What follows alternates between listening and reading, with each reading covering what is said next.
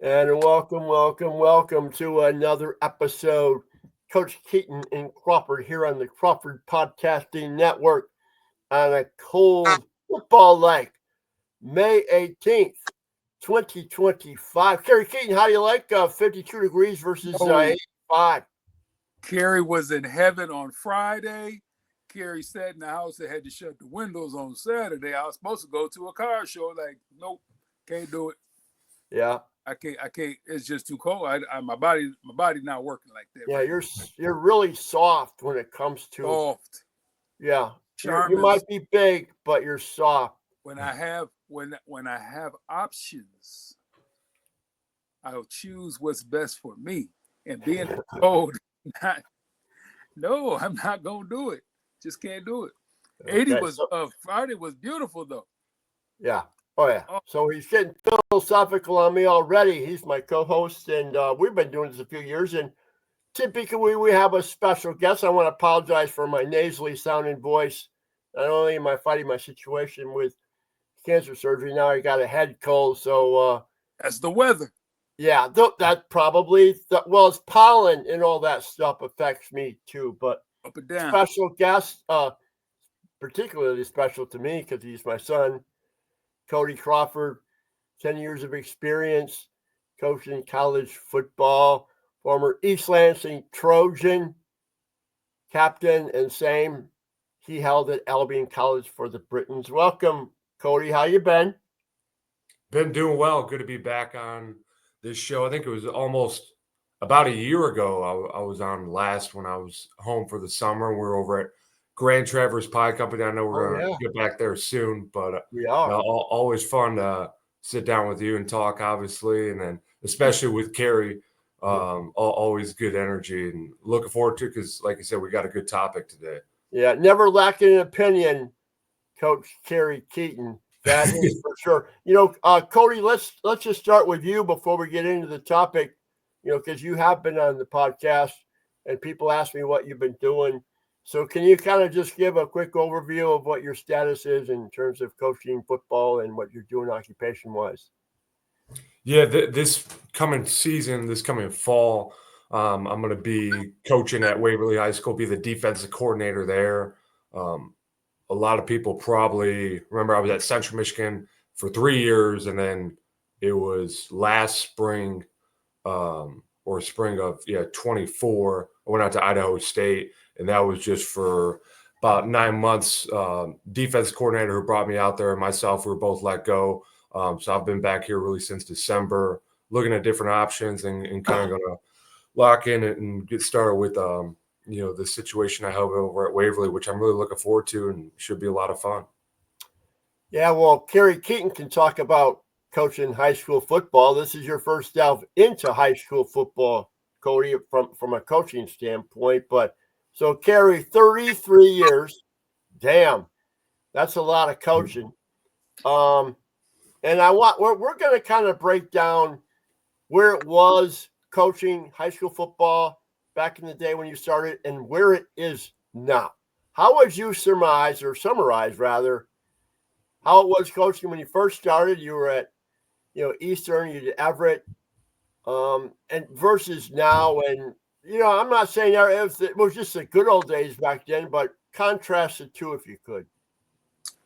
I think the biggest thing is, quite honestly, well, two things. One, the preparation and the attributes that the young men have these days, and then the facilities that they have to get better, and the opportunities to get better, and the trainings and all those things.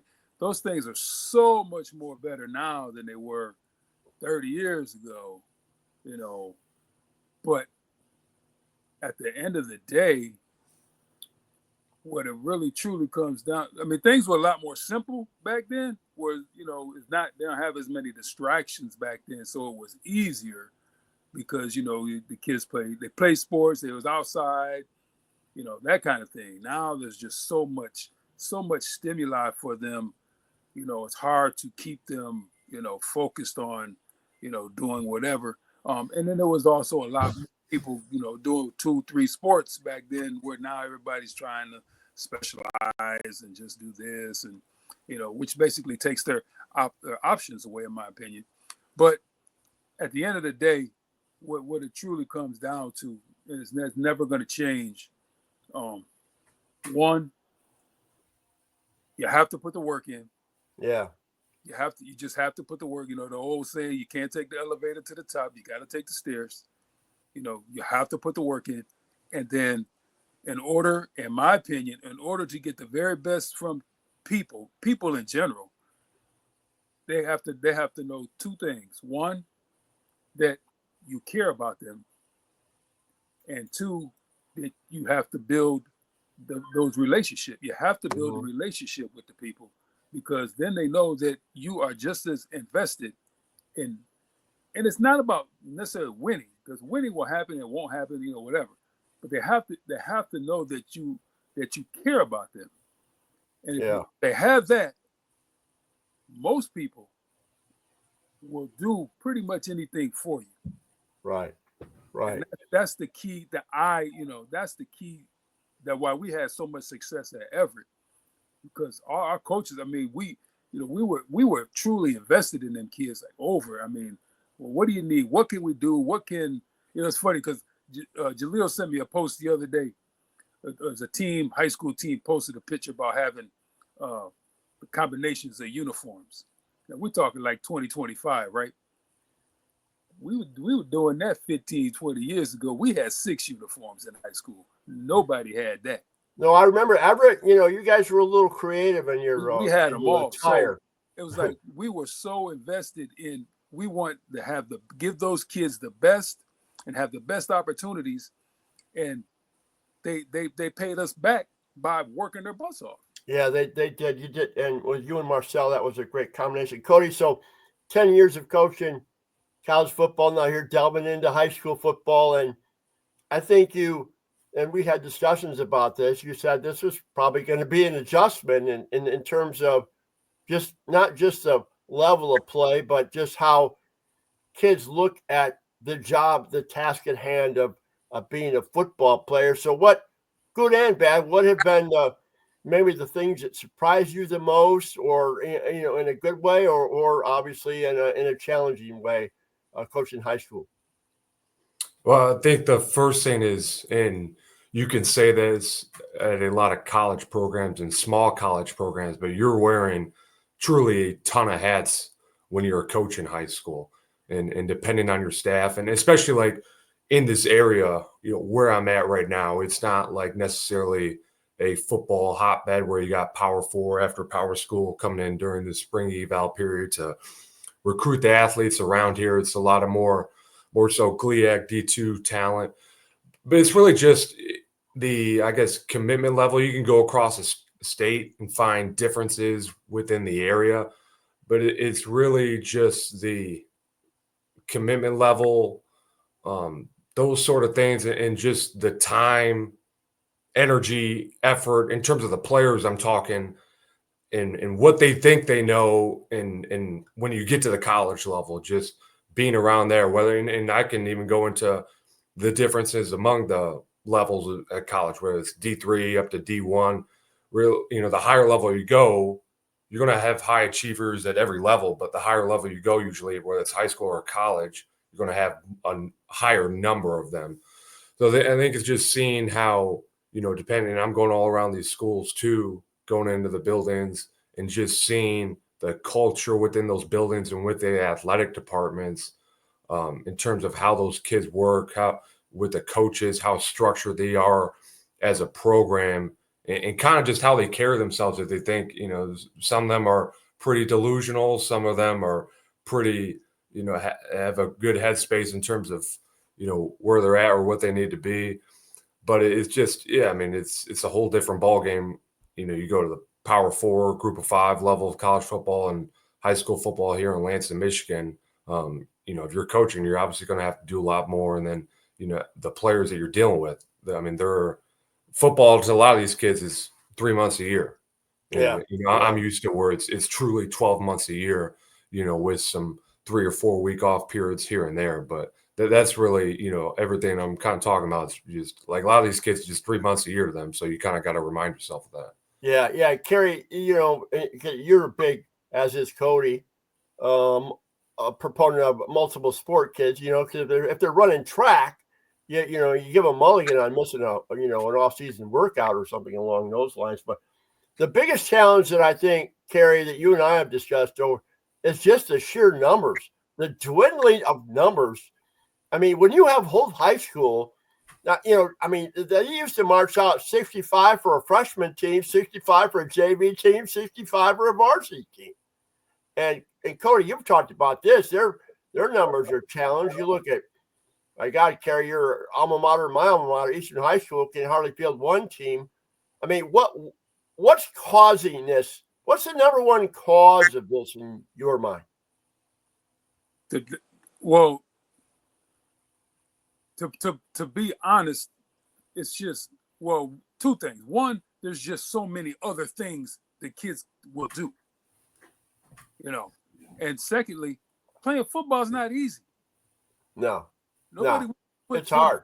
Pounds of stuff on and go stand out in the heat and beat your body up. It's not easy. So, and I'm not gonna say, you can say kids are soft. They're softer these days than they were years ago, but it's not necessarily softer. It's just they have more options, and kids given the option to take the road that's easier, they're going to take the road that's easier. And if that means not playing, then you put in account all the fact that they're not good.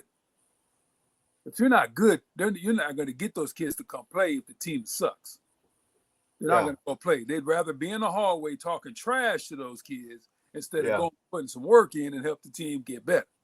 Yeah, that's how that works. I mean, that's what Marcy. That's what we fought at Everett at the beginning. Eastern. I mean, we were good, and when I took over, we graduated a crap ton of people. But I mean, we were always competitive. We just didn't win a lot of games. But winning. That makes the hard. Then you get schools that are winning, and you still can't get people to come out. Yeah, because again, football is not easy. No, it's a sport that's not fun to practice. I mean, basketball, you see the ball go through the hoop. There's more instant gratification on that. Sure. Yeah, absolutely. Cody, the Waverly Warriors were 2-7 last year, and they haven't. I don't know when the last time they made the playoffs. It's been a long time. And Corey Ringer, the head coach, you was at DC. I mean, is that a daunting task to get these? Like Kerry said, they haven't been winning, and how do you sell? Because you got a lot of athletes and Kerry knows this. There's a lot of athletes at Waverly High School that have not played football since the 5th or 6th grade, and now you're trying to get them to come out. What's the biggest challenge with the fact that they didn't win and won so many years? Yeah, I think like what you're saying, if you kind of compare it to, this school and around the area, there's always been a lot of athletes in every school here, and every program has had their time where they've had success in football and other sports as well. I think touching on what Kerry spoke on, building relationships with the kids, and that's why I've been trying just to get over there in the building as much as possible. And just, I think the more times you see the kids, it's kind of like recruiting in college. The more times you have the kids on campus and the more time you see them face to face, probably the more time you talk to them on the phone or their parents, probably the higher percentage chance you're going to get them to commit to the school or get them to come out for football. And just seeing those kids, not always trying to sell them but just kind of taking an interest in their lives or seeing what they're doing academically, what they have going on this weekend. And then also what Kerry's talking about, just the number of options. And that's why, I ask these kids, what do you do after school if you don't do any sports, or you play basketball, but you don't play AAU and go into your thing? AAU, they play all weekend. I know a couple kids that we have that are playing Friday, Saturday, Sunday, AAU in Indianapolis this weekend. And you practice once, maybe twice a week. So that's fun. But what Kerry's talking about, football is, it's not the most fun sport, but I think you can kind of create a desire to join by making it exclusive. And, it's not for everybody. Like, hey, you say you're not tough. Oh, you probably don't want to do this then. Or lifting weights is hard, but you're going to like the results, but it's getting them there and to put in that consistent hard work. So just those kind of things it's a challenge more as coaches now, this day and age, probably coaching at high school level.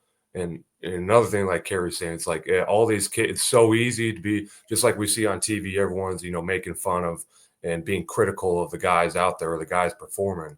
And I think that's where you can have a lot of power as a coach by, just kind of like calling those kids out. And like, I'd rather have rather much have a kid who's out there trying or competing than the kid who has a 2-point GPA just in the hall, skipping class, making fun of guys who are going to weightlifting after every day. Yeah, Kerry, one of your favorite years was when you went 0-9. You keep telling me, and you and Marcel, and you didn't win a game. But tell us real briefly why that was a special year. Because we were like, when you talk about coaching, we were coaching our ass off to give our kids an opportunity to be competitive and be successful, because we just didn't have a lot. So we were being so creative with plays and schemes, and putting kids in different situations, and telling the kids, hey man, if you got something you think will work, bring it. Write it down, draw it up against 2 or 3 different defenses. Here the 3, give them a piece of paper that had 3 different defenses on it. You draw the play up to make it work. You call it what you want. We used to give the plays names that the kids call the plays, give it name, whatever we had to do to keep the excitement, keep it going, because back then, as and Cody know because he played in it, if you didn't get the 6 wins, you didn't make the playoffs. Yeah. So once you got to 0-3 or 0-4 or 1-4 or 1, and you knew that you were good, it's hard to keep people engaged, because there is no apple at the end of the or gold at the end of the rainbow, as we talked about, and you got to do things, and like, hey man, look, we got to fight, and one of my best years at Eastern, we finished 2-7, but we beat Jackson. I think we talked about this one. We beat Jackson. I told the guys, like, hey man, look, this is our semifinal state championship game, and next week is our championship game, state championship versus Sexton, because they were number 1 in the state. And Pete Morales made a great play on a reverse against Jackson and stuffed it. And we beat Jackson that day, and then we beat Sexton the next week. Wow. 1 in the state. And it was just, that was another one of a great team I was with, because they had no reason to stay and keep fighting. Right. But, that's the culture that you have to build. Like, we may not win, because I used to tell my kids all the time, like, hey, we may not win this Friday, but we're going to soften them up for whoever they play next week. Cody, in your coaching, and you did this at the D3 level, you were recruiting Broward County and Miami-Dade, and you've recruited, in Pennsylvania when we were Allegheny, and in the state of Michigan, obviously, and in California, Arizona. And we talk about the state of Michigan, it probably doesn't get enough credit. When you had the NFL draft, and I think you brought this stat up, you seem to know this more than anybody I know. I think the state of Michigan, tied for 7th is number of NFL draftees with 9. That's not so bad. But Grand Rapids, you hear a lot about Grand Rapids. You hear a lot about suburban Detroit. But what is Lansing? What would you do? How does Lansing get back? And I'm not just picking on Eastern Section and Everett, but those are the 3 public school teams. What would it take to get them back to more competitive levels where Lansing is more of a drawing card for recruits?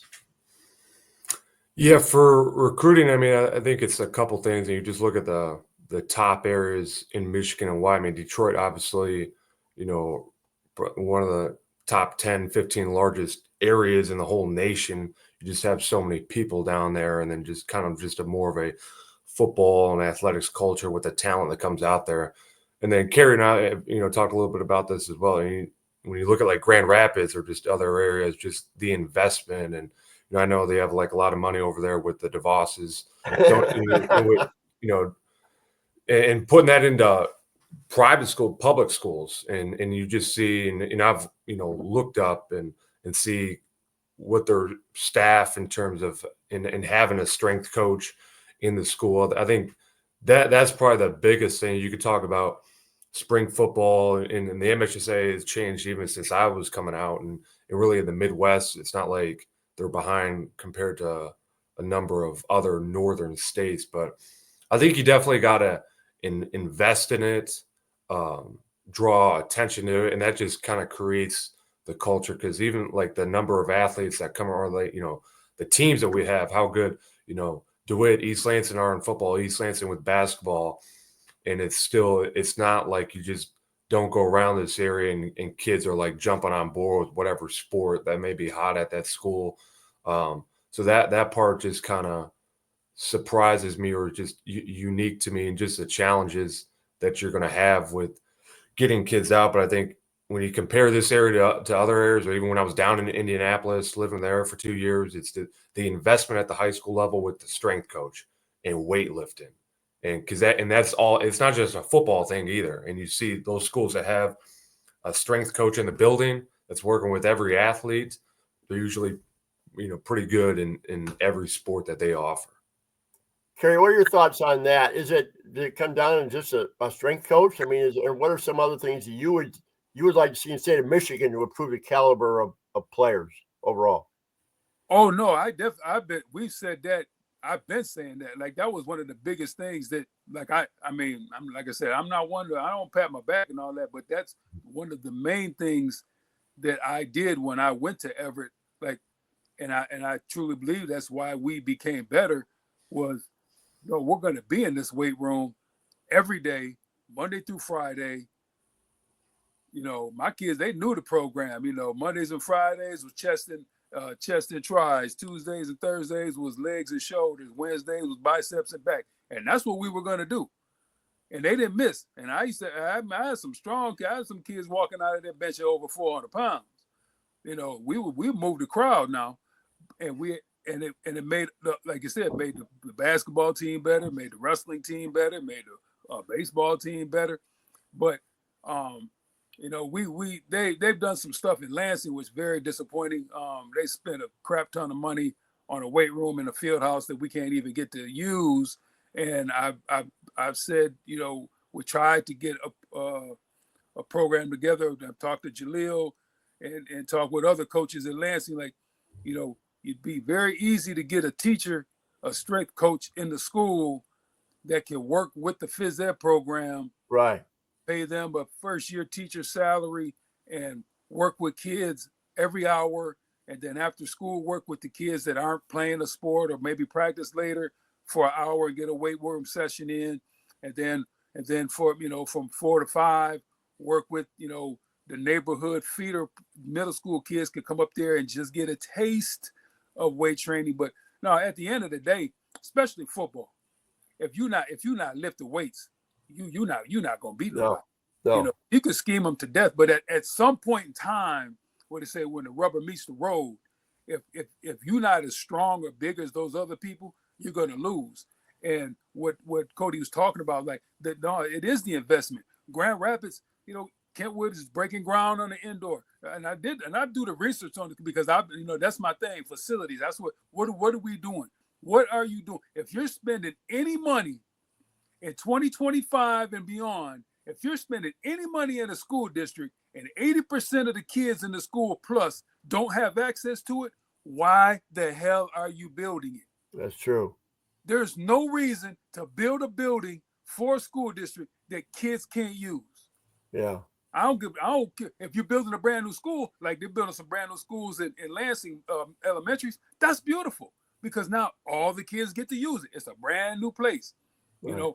Air conditioning, good water, plumbing, blah blah blah. All that stuff is great. But if you're building something that has access to it, it's absolutely ignorant. There's 9 schools, I believe, in Lansing, in Michigan, that have indoor facilities.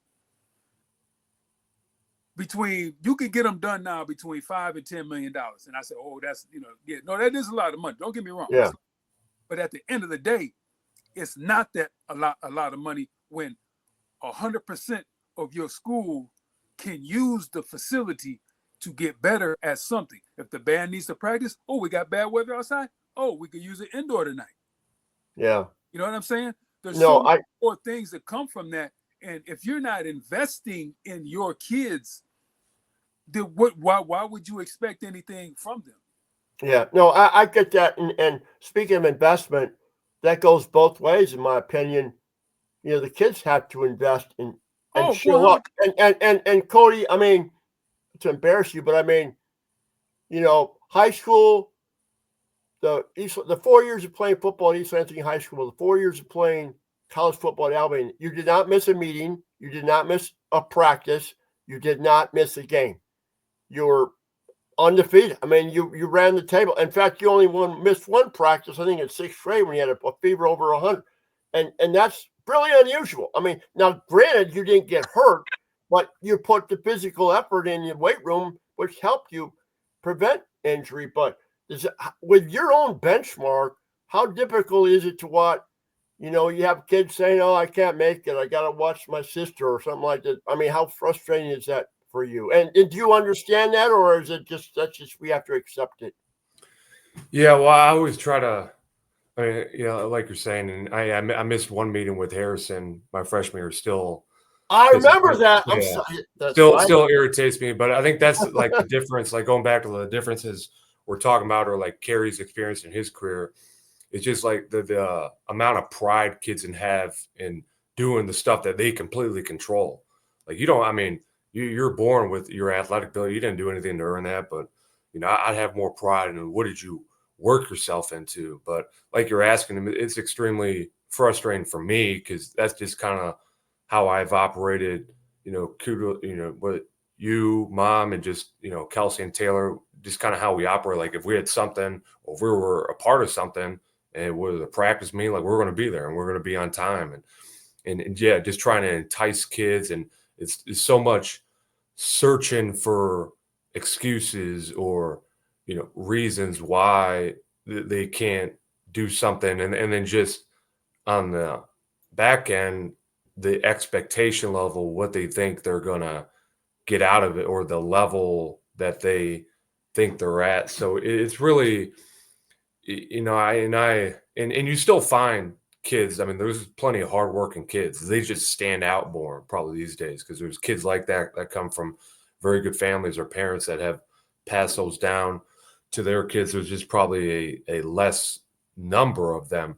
But it's I think that's kind of like we were talking about earlier. Like the more guys you can get of that or get around, or like, hey, like get this guy to come to weightlifting, or get this guy to come to this. Go throw with you guys on the weekend or whatever it is, the higher number. I think that's why if you go around to the top programs in this area is because they just have, it's culturally, they have kids like, hey, we're going to go do some extra work. And then, because everyone wants to be a part of something. That's why like you join a team. Like they want to, feel like a sense of belonging and going, yeah, it's like success. And they also got to feel like they're getting better too. So, for them, trying to tell them like that, I mean, in high school, a little bit harder when you get older in college, but if you lift weight, you don't even have to eat that well. If you lift weight 4 times a week, you just do what is on the paper, you're going to gain weight because you've never lifted before. Like you're going to gain muscle. So I'm just trying to give these kids, just entice them a little bit. Like, hey, if you come for even 2 weeks straight, just come for 2 weeks, you're probably going to gain 5 pounds of muscle. Then you're going to wake up, you're going to be like, oh, I kind of like the way I look. And then they're going to come back. So you're trying to find a ways. It is like, I mean, you are recruiting your own halls. It's not like, like you're talking about Miami, they're recruiting, 7-on-7 teams, but this is Lansing here. So what you got in your hall is what you're going to get. You're not going to get all these transfers walking in or coming to you. No, they're at the school that they're at because they're going to school there. And that's it. But yeah, you just got to find ways to get creative and try to create some excitement with them. Well, Kerry, you and Marcel did that recruit. I know Javi and FA are doing it over at Okemos. You just got to hit the hallways. Yeah. Give it a week. Give practice a week. Yep. That's the other piece and the other problem. Like we talked, Cody talked, getting those kids, and that's the problem. Like and like Lansing, and even East Lansing, where you don't have the numbers. You have the kids that that are good, right? They think they're better than they are. It's like, no, you're really not that good, but I got no choice but to play you because you're the best I got. Yeah. And so now they think they're, Billy Badass, and they're walking down the hallways like, nah, you really suck. But you're gonna play because I have no choice but to play you. Not having enough numbers, that's created that problem where, these kids have that false sense of security, thinking that they're something that they're not. Like, trust me, I'm still gonna coach you up, but I'm gonna let you know at the same time, like, hey man, yeah, no, that's really not gonna get it done. It may get it done here, but at the end of the day, look at your record. Yeah. We ain't winning no games, because you're still not putting in the work that it's gonna take for us to be successful. You're just living off the fallacy that, okay, I'm good. I'm the starting running back at wherever. Well, no, that's not how it works. To get to that next level, and you could, and quite honestly, you could ask Jay. I used to tell Jay, like, hey man, as good as you are, when you get to that next level, it's a whole different monster, brother. Yeah. Because when you get to that level, they don't need you. Yeah. It will find somebody else to replace you. So if you don't want to put the work in, no, you'll be gone. In high school, we haven't really had, like Coach said, that's what you have. So you got to work with what you have and coach them up and do whatever. But, I at this point in my career, probably honestly, when I got to East Lansing, like, hey man, I don't won a lot of games and had success and had a lot of failures.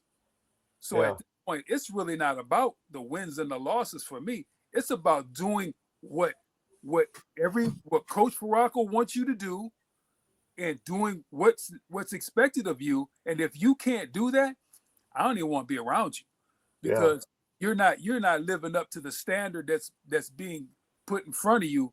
And so, I mean, I'd be okay with losing. You got to do it the right way, or I'm good with it because I don't have the, like, Gino Auriemma. I'm not a real fan of him, but he said it a lot. I'm not coaching effort. I refuse. Yeah. If you don't want to be here and you don't want to put the time in or what it takes to be the best that you could be, not be the best LeBron James or Kobe Bryant, be the best Cody Crawford that Cody Crawford can be. Yeah. That's what I need you to be. If you're not willing to put that effort in, I'm not going to waste time with you because now I'm wasting my time. And Coach Todd, we've talked about my time right now for me at 56 years old is precious. I'm not giving it away. Either I got to be compensated or you better be one heck of a person to me. I'm willing to give my time to. Yeah.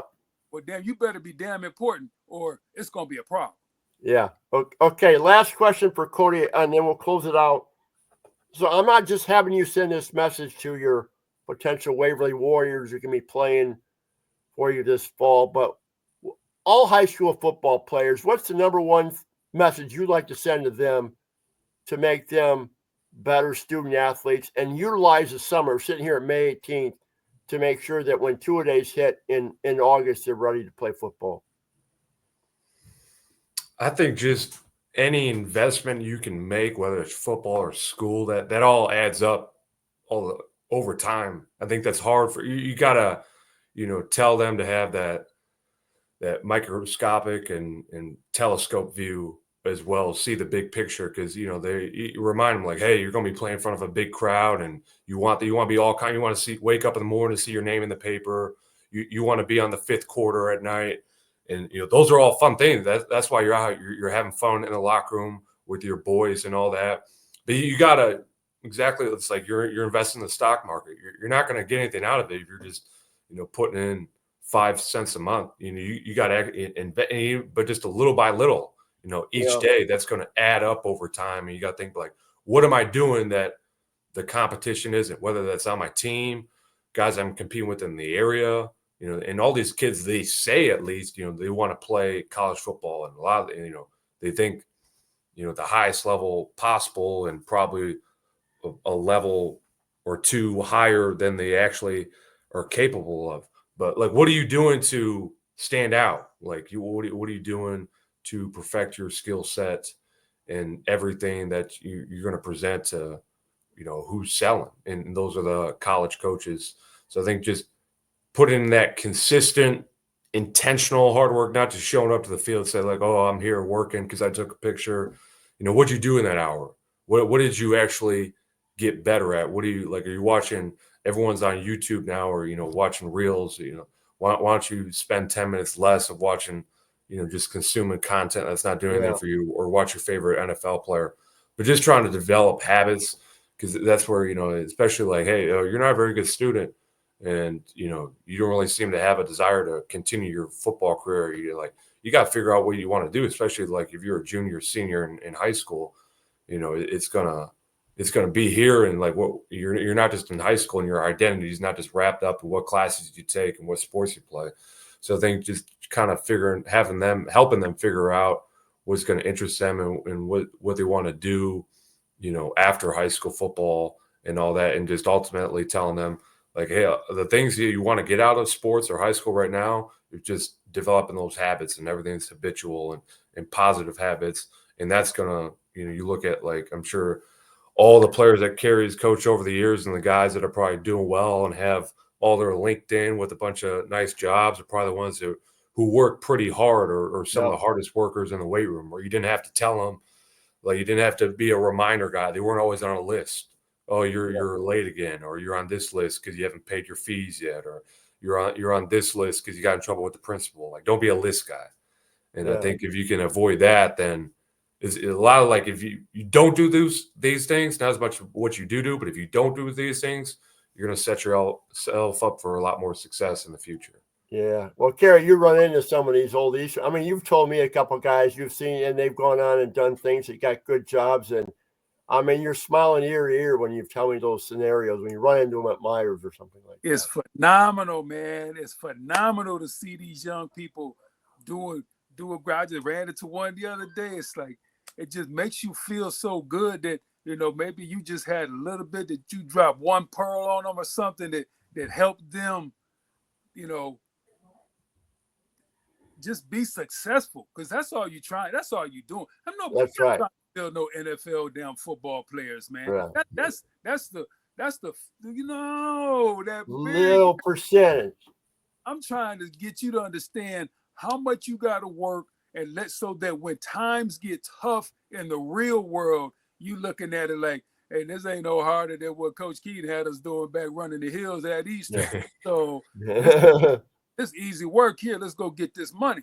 And just be successful in life, because at the end of the day, like, I had a kid say something. It was funny because I was subbing, and then I had to go grab my bus because I was taking the track team to Jackson. And the kid's like, man, you just left the classroom and now you driving the bus. I'm like, hey man, I'm making more money than a whole bunch of people making a day doing what I want to do and enjoy myself. And I'm gonna go watch these babies run track and enjoy themselves. And it was just a great. I got to see Corey Pryor, my homeboy from Jackson, and that beautiful facility they got down there. Yeah. My Everett people, and it was just a great thing. And it's because, two things. One is because of the relationships. It all comes down to building relationships, whether it be with people, whether it be with the kids. That's what makes it work in the investment. And then that goes to Cody, what he said. How you going to be when it comes to August? You got to put the bricks on top of the bricks. Yeah. You have to put the work in. Invest in yourself, which will be investing in your teammates, which is investing into your coaches. And then I'm not going to say you're going to win all the games, because there's a whole lot of other things that have to go along with that. But if you put the time in, when you walk in the locker room after the game, you can look in the mirror and like, I did the best I could do to be prepared. Right. And before we go, Coach, I have to say when we talk about relationships and all that, we lost one of the best relationship builders that I've ever seen and watched and worked with not only men, but ladies, and Coach Johnny Jones. Oh, yeah. Big loss. And I mean, to watch him work and watch him work with the softball girls when I was teaching there, watch him work with the freshman football, and then obviously coach his basketball, win the state championships and blah, blah, blah.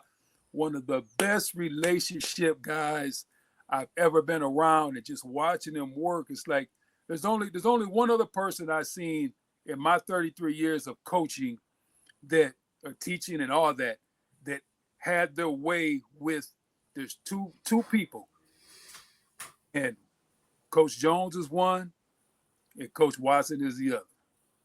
I've never seen somebody be able to work with the young people, males and females, like that. And it's sad, but I mean, we all getting older. But, to give Coach Jones his flowers and just how appreciative I was just to know him. I umpired, I coached with him, softball, all that, truly will be missed. One of, we talk about the Mount Rushmores of coaching, he's right there at the top with Coach Cook and Coach Fox. Just the best of the best. Right. And just to, be able to have his memorial last weekend was pretty special. That's awesome, Kerry. Well, Kerry, keep my podcast partner. Great job. And to my son, Cody Crawford, great to have you on, and your support of me, of what I'm going through has been invaluable, and I want to thank you for that, guys. You the man. You the man. Your son is the man for helping you and Miss Tina take care of you, because I know a curmudgeon on some days, and rightfully so. Yeah. You heard that. That's okay. And I just want to give a shout out to Cody too for, it's I ain't gonna say it's karma, but things work in mysterious ways. Yeah. And it was not a blessing that you got let go, but what a blessing it's turned out to be, that you could be there to help your mom and take care of your father, because as you well know, I don't have either one of mine anymore, and for you to still have yours both and to be able to help, boy, it's a beautiful thing, man. You both of you, I know you both know how lucky you truly are. Yeah, no. That's right.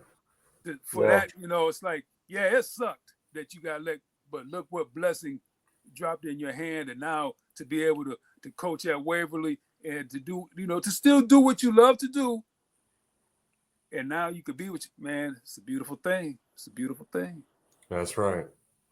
All right, guys. Thanks so much. Again, Crawford Podcasting Network, the name of the podcast, Coach Keyton Crawford. Until next time, have a great week, guys. Thanks again. Go Green. Go Warriors. And go.